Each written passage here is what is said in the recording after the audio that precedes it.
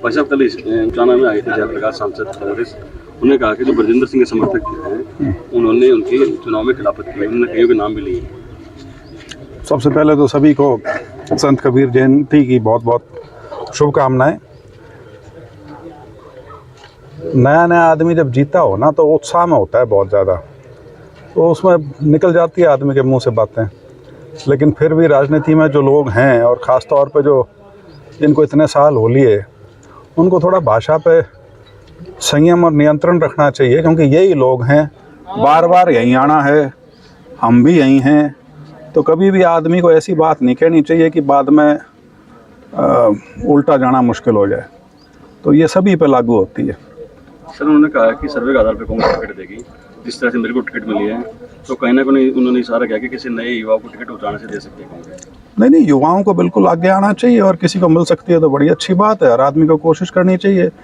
इसमें कोई ना तो उनने नई बात कही है, ना इसमें कोई हैरानी वाली बात है। उन्होंने कहा कि सर्वे हुआ था कांग्रेस का, मेरे को 98% मिले थे, ब्रजेंद्र सिंह को 2% मिले थे, इसलिए मैं तो पार्टी में ही नहीं था। सर्वे कब हो गया जिसमें उनको 98 आ गए और मेरे को 2 आ गए? मेरे पार्टी में ज्वाइन करने से पहले 4 या 5 तो स्क्रीनिंग कमेटी की हरियाणा कांग्रेस की मीटिंग्स हो चुकी थी।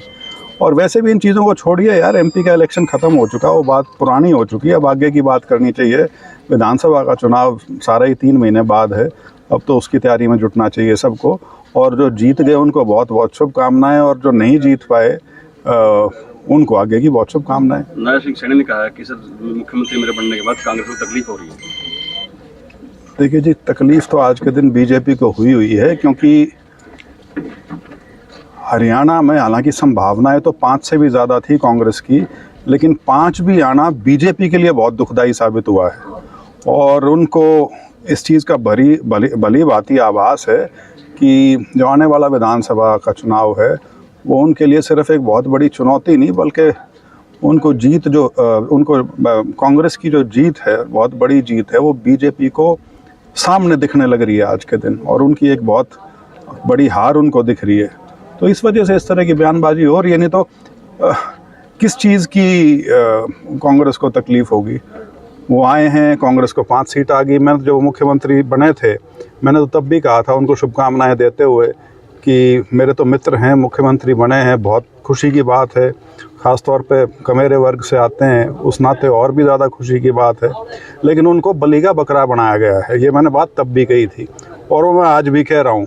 अभी लोकसभा गई है, 3 महीने बाद विधानसभा में इससे भी ज़्यादा बुरा हाल होगा, और वो ठीकड़ा जहाँ जिस आदमी पर फूटना चाहिए था उसकी बजाय इनके ऊपर फूटेगा। सर कल जयप्रकाश ने कहा कि किरण चौधरी महिला है और वो महिला कोई भी विरासत नहीं ले सकती किसी की। देखिए, मैंने उनका बयान सही तरह से सुना तो नहीं, मैंने भी एक अखबार की कटिंग ही देखी थी जो सोशल मीडिया पे चल रही है। तो मैं इन चीज़ों को जब तक पूरा सुन ना लूँ उस पर टिप्पणी नहीं करना चाहता। लेकिन विरासत की जो बातें हैं ना, ये 18वीं सदी की बातें हैं। शायद हर व्यक्ति को इस देश में ये बात पता होनी चाहिए कि आज के दिन महिलाओं का संपत्ति में भी, पति पत्नी भी यदि हैं तो आधा आधा अधिकार है। तो ये विरासत उसकी होती है जो काबिल हो। वो काबिल कोई भी हो सकता है। पहले तो ये भी होता था विरासत बड़े भाई को जाती थी, वो भी बहुत बार अगर छोटा ज़्यादा काबिल है तो उस तरह की बात हो जाती है। और महिलाएं तो श्रीमती इंदिरा गांधी से बड़ी और मिसाल क्या होगी। जिस प्रकार से नेहरू गांधी परिवार की विरासत उन्होंने संभाली और इस देश को चलाया, तो ये विरासत वगैरह की जो बातें हैं बहुत पुरानी चीज़ें हैं, इनके बारे में कोई ज़्यादा टीका टिप्पणी या बहस करने की कोई आवश्यकता नहीं। सर आज जींद के अंदर धन्यवादी दौरे पे भूपेंद्र सिंह हुड्डा भी थे, उदयवान भी आए हुए थे। तो उदयवान ने से बात की कि किरण चौधरी को लेकर, तो उन्होंने कहा कि कोई बड़ी बात नहीं है, आते जाते रहते हैं इस तरीके के चेहरे, कोई फर्क नहीं पड़ा कांग्रेस पार्टी के किरण के जाने से। नहीं, देखिए, ये कहना कि किसी सीनियर नेता के पार्टी छोड़ने से फ़र्क नहीं पड़ता, ये तो थोड़ी अतिशयोक्ति होगी।